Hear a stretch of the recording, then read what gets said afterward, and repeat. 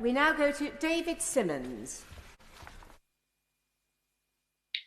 Thank you, Madam Deputy Speaker.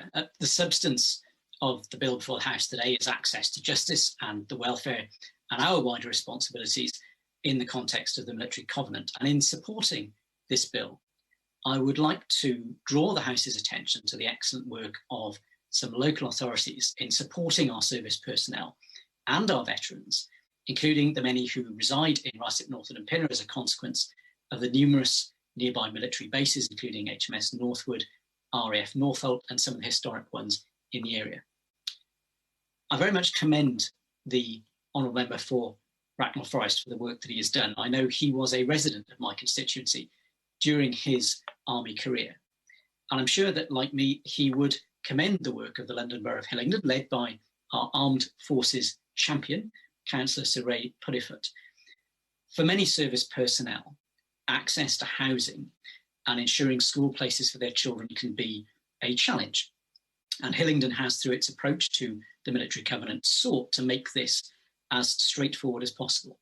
Its housing allocations policy enables returning service personnel to be treated as though they had never been away from their home area, absent in service when it comes to applying for social housing.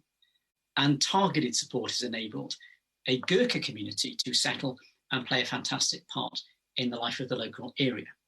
And support to enable the children of service families to secure school places quickly is also prioritised, ensuring that those who serve their country do not face sacrificing their family interest. So, Madam Deputy Speaker, I very much encourage the government and all those involved in the debate about this bill to highlight these examples and many others of best practice within the Military Covenant to ensure that our service personnel are treated with the priority that they deserve and which are entirely in line with the aspirations that are set out in the bill. And it seems very clear to me that many of these things are not so much matters of law nor matters of government targets, so much as ensuring that we have the relationships at a local level and the political will and the effective management so that the expectations set out in the Military Covenant, set out with local authorities, health bodies and others, are fulfilled.